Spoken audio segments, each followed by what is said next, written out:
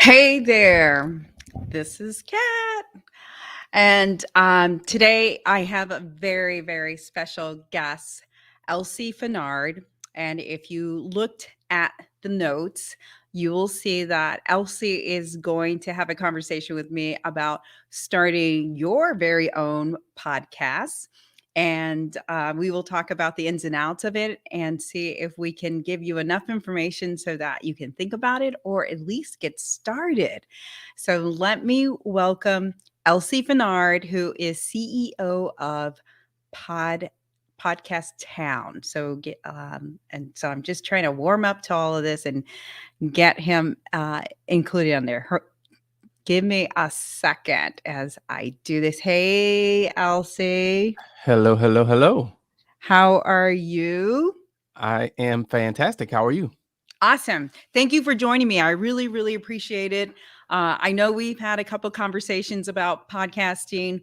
I know that, this is your jam and this is your game.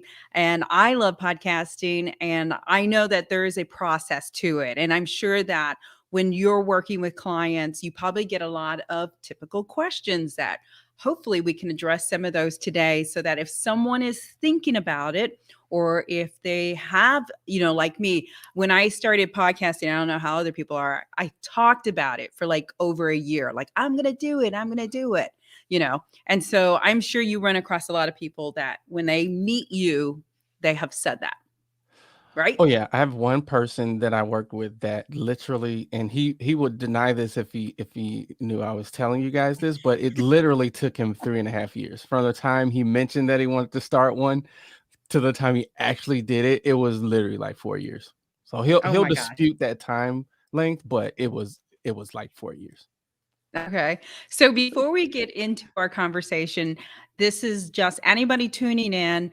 If you have a question, if you have any comments, drop a line so we can answer those for you.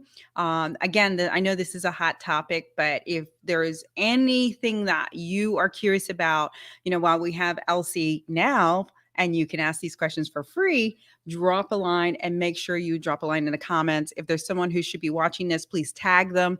Let me know if you're watching this live or are you watching the rebroadcast, and just drop me a thumbs up live if you are. And so before we get started, Elsie, can you give everybody a little background about you and your business?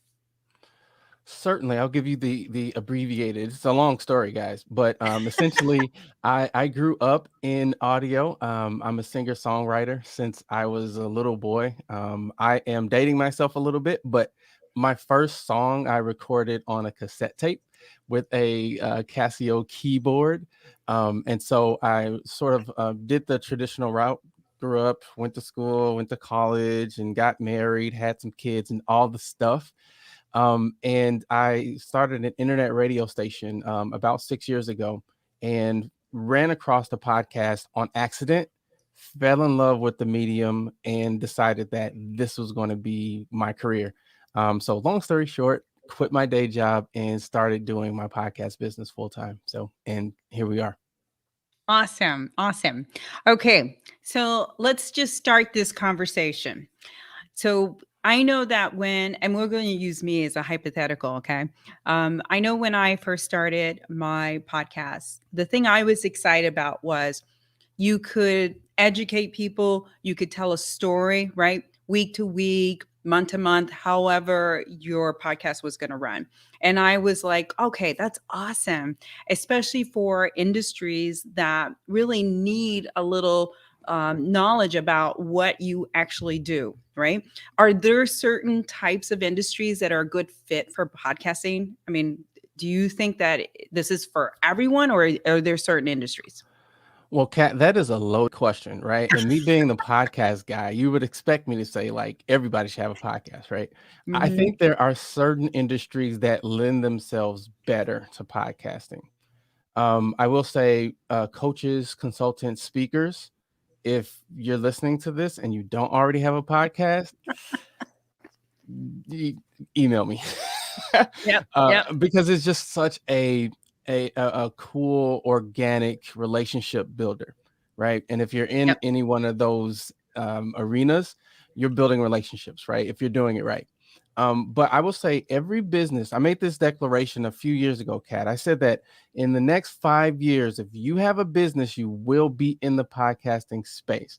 Now, things have grown so fast that now I'm gonna cut that in almost in half. I'm gonna say in the next 3 years, if Okay. you're in business, you will be in the space in some form.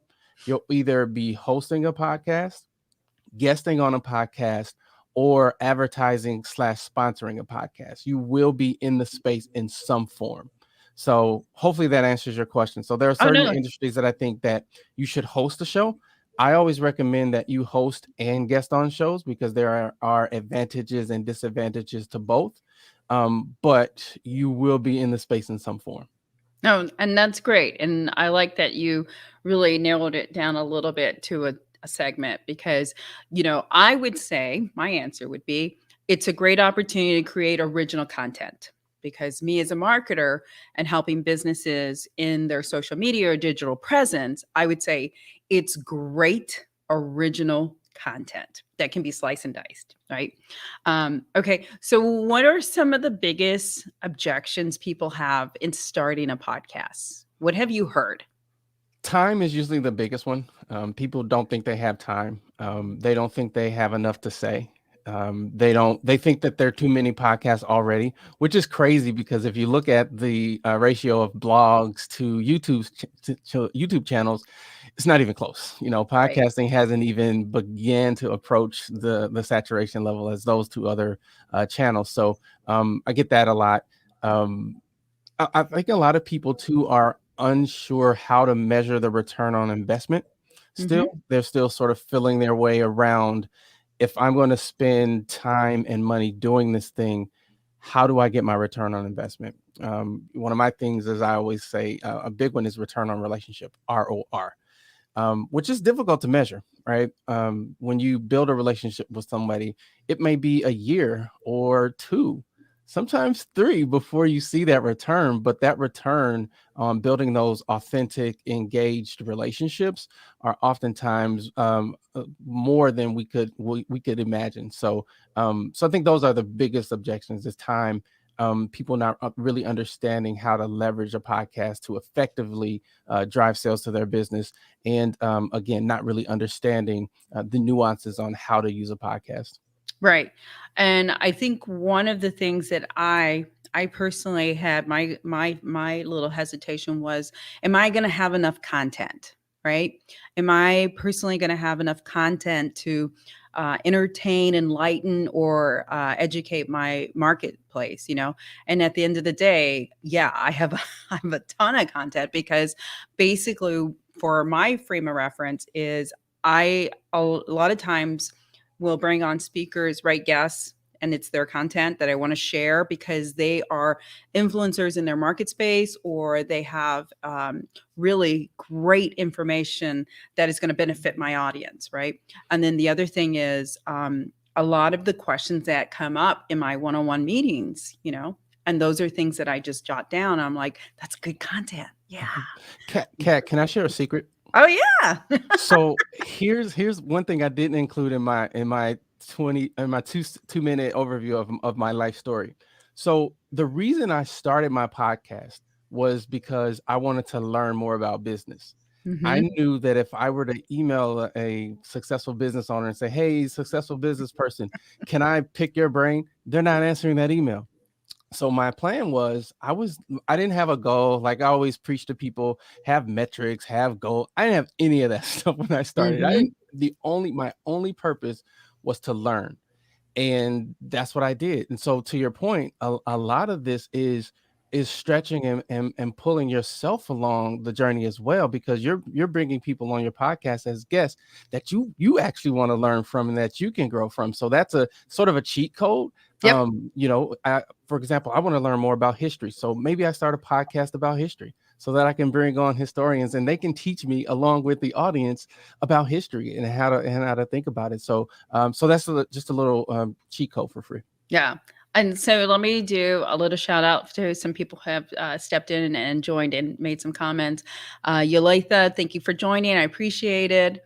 And Naimi, I appreciate you joining as well. Thank you. Again, if you guys have any questions, drop a line in the comment. Utilize Elsie's expertise while you have them right here. Okay, so let's address the time issue, because time is probably something that a lot of entrepreneurs and independent consultants, startups and things like that. So if I had to think about like podcasting when I first got into it, time at first was easy because I blocked it. But then guess what? I got busy, and then time became a challenge. So how do you mentally prepare people with the time objection? Well, the first thing I typically like to do is to help them frame it as something that's important, because things that are important we make time for. I know I do. Things that I find valuable, that are a priority to me, I seem to always find time to do them. And so that's the first thing is again kind of starting with the goal in mind. It's like, okay, the goal of this podcast is to serve as anchor content that is going to help you build relationships and ultimately drive revenue for your business. And so that sort of puts it in a priority space. And so then Mhm. people think about it as that and not just something that they're doing. The other thing I try to do is to help people with a content calendar, content schedule, and the content plan. Okay. Because I've found that when you plan, you tend to have more success than if it's random. And so we work together to create that content plan. Any repurposed content that we're going to get out of the podcast, that's all planned out ahead of time. And so now it's just clockwork. We record it. Yep. We know, okay, we're going to repurpose this into a blog. We're going to do a vlog. We're going to do graphics, whatever the repurposing content is. It just happens on automatic every single time. Yeah. Okay. So you make a very, very good point that I'm just going to extrapolate from what you just said. Okay. And so a lot of people use podcasts for different reasons. Okay. And again, I work with a lot of entrepreneurs, business owners that some of them have podcasts, and some of them use it as, again, an education tool.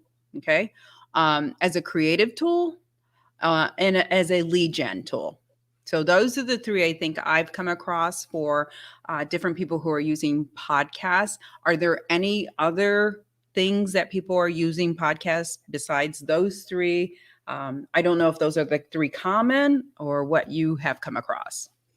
Yeah, I would agree. But I think even if you were to do those three things, if you do those well, they're all going to lead to the same ultimate return on relationship, right? Which will ultimately lead to sales, right? So if you're Yep. educating people, you're giving them value, they're gonna come, they're gonna engage in your content, and eventually, if they need what you do, they like you, they know you, they trust you, they're gonna buy from you, Yep. right? If it's creative, right? Yep. If you make them laugh or cry or you make them happy, whatever the case is, right? Whatever emotion you evoke, when you have what they need when they need it, they're going to buy from you. So I think, to your point, irrespective of the purpose, the relationship factor is the common thread. You're Okay. building relationships, and those relationships are going to lead to sales down the line.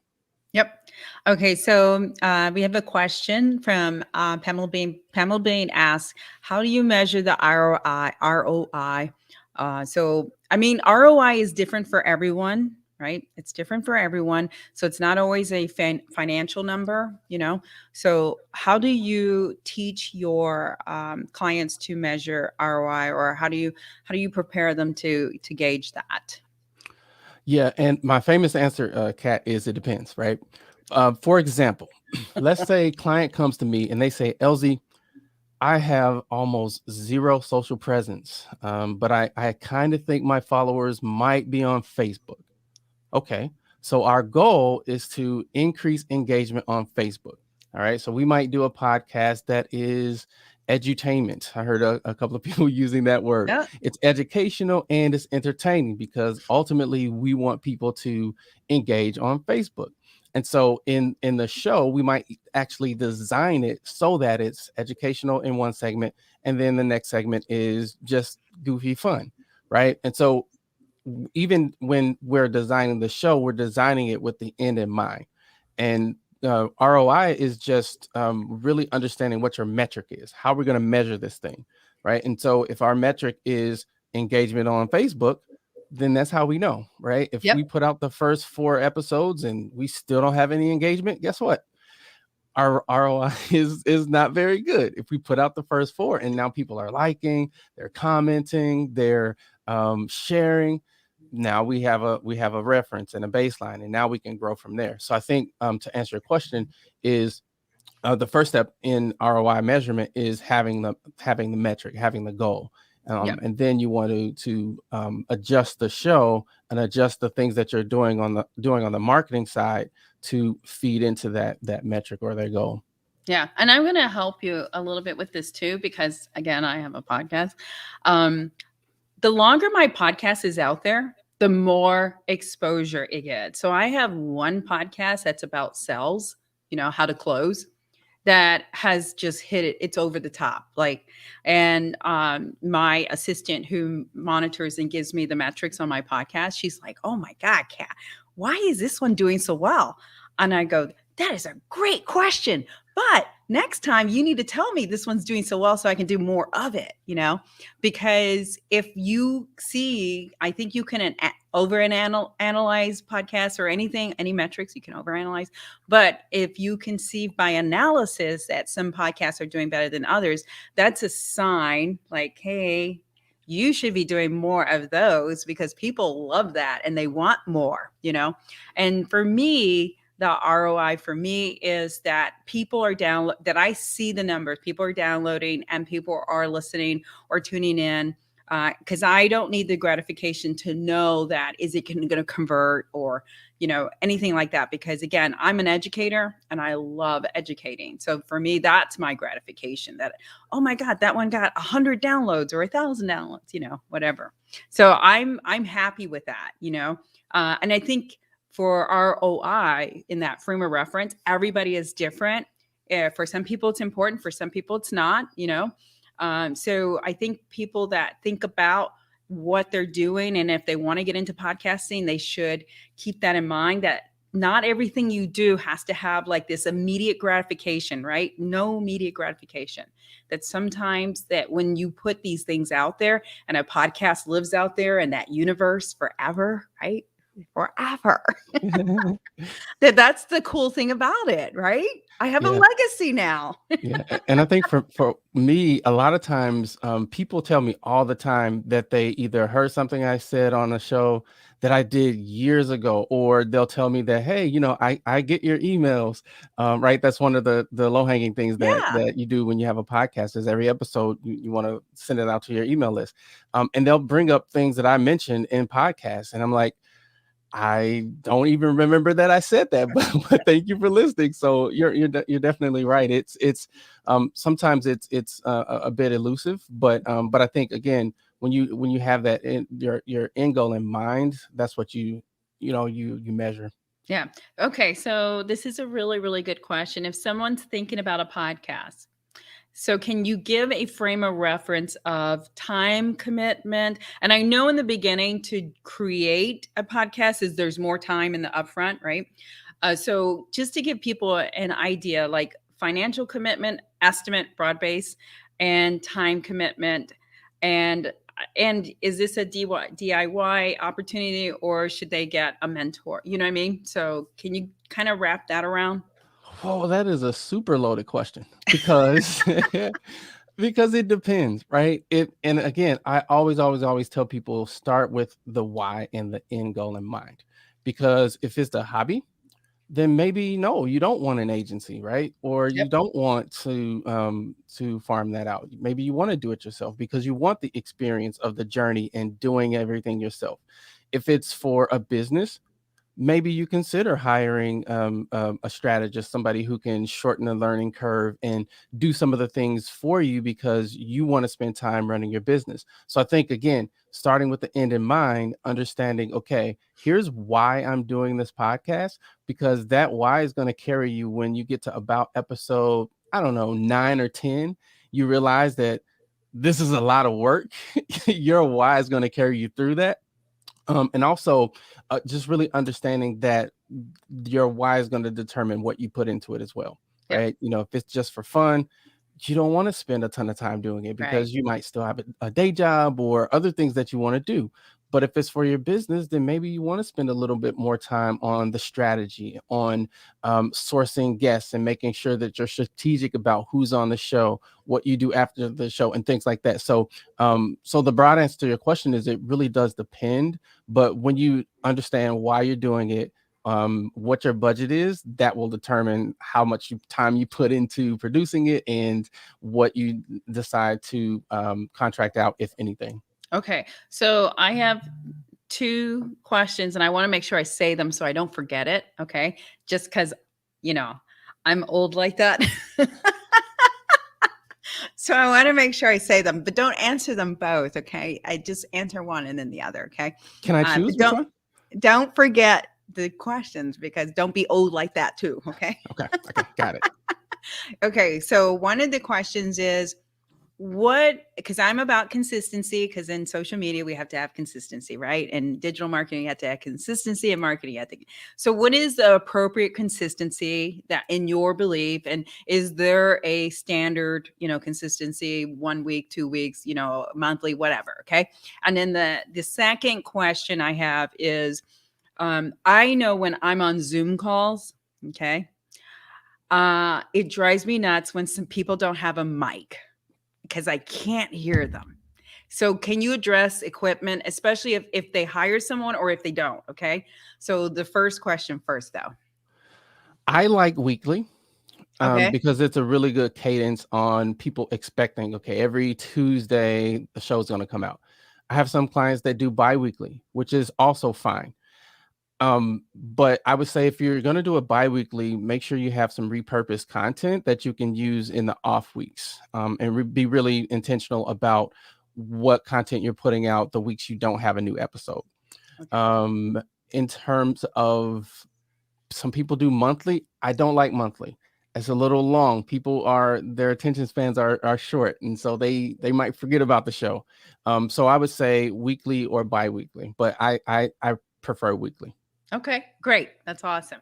Okay, now I know that you probably heard podcasts out there, and audio to me is so important. It's so important. And if people do a dual audio and video, then video is important too. But most podcasts are, audio only, but you can do both. So tell me your feedback and your input on the equipment part of it. The So must-haves. yeah, so here's the thing. You can buy a USB microphone for $80 and sound fantastic. There is no reason or excuse for people to use their laptop microphone. Just don't. Just don't.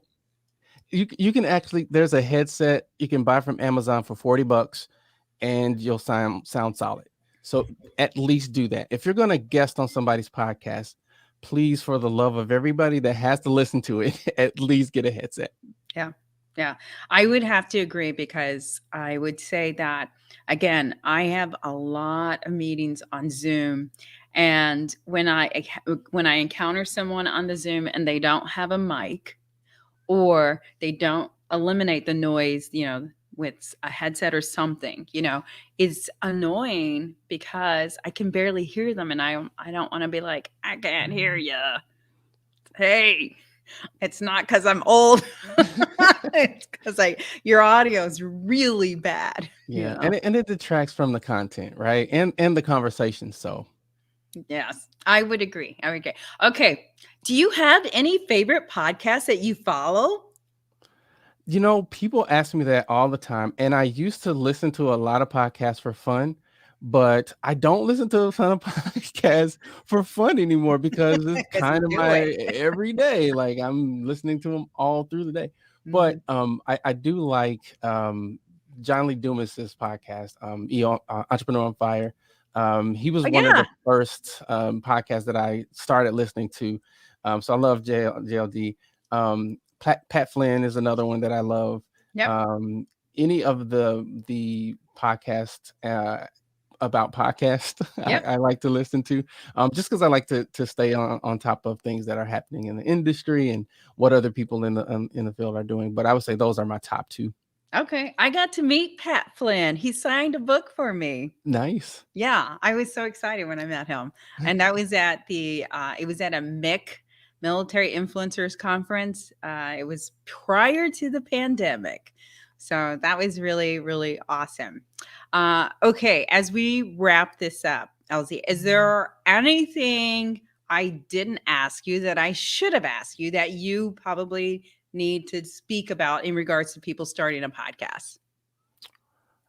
Um, Maybe around the outcomes that podcasts can provide.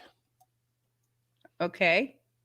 Are you going to elaborate? Or are you just going to tell me that I should have asked you that? Can I ask you the question? What sort of things has your podcast done for you? Because we It talked a has, little bit no, this earlier is about great. return on investment. So Yep. you have a podcast. What has it done for you?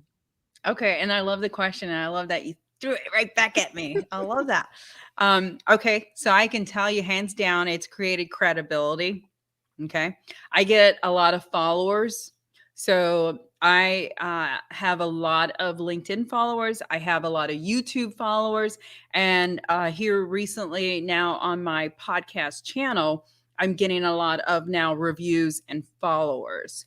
So it's taken a while, for me to build up the podcast, the audio only, but it's now clicking, so like if anybody is doing it, I think if you stay in the game, the longer you stay in the game, the more it's going to click and more people get a hold of your podcast, and then they fall in love, and then they start following you.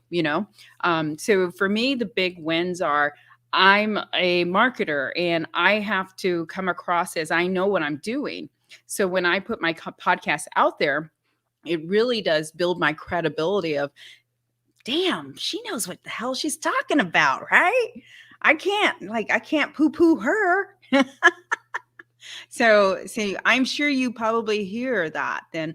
And here's the last thing that it does for me too, is I do now get speaking engagements, because when people hear my podcast and they're like, she speaks well, she knows what she's talking about, she has confidence, then I have now built myself up as a speaker as well, So I opened up that avenue, just by doing podcasts. Yes. So I would say building trust, building authority, building influence, which are the three things that you just mentioned. For me, it literally it changed my life. Before I was working a day job that I hated. It was literally killing me because I was doing that and working my side gig at the same time. And so podcasting gave me the ability to build a business, to build a brand, and to have people like, know, and trust me. Yep. And here we are today. And so it literally, podcasting has changed my life because it gave me the platform to have a voice and to dialogue and have conversations with people from all over the world. I think that's fantastic. So as we wrap this up, Our second wrap. That's always the risk when you have a fellow podcaster on. well, I want you to have the final words, not me. I want you to have the final words, because I want you to tell people what you do, how to get a hold of you, who's your ideal customer or client, future client. Because if somebody's watching now, I want them to have the ability to reach out to you. Awesome. Thank you for that.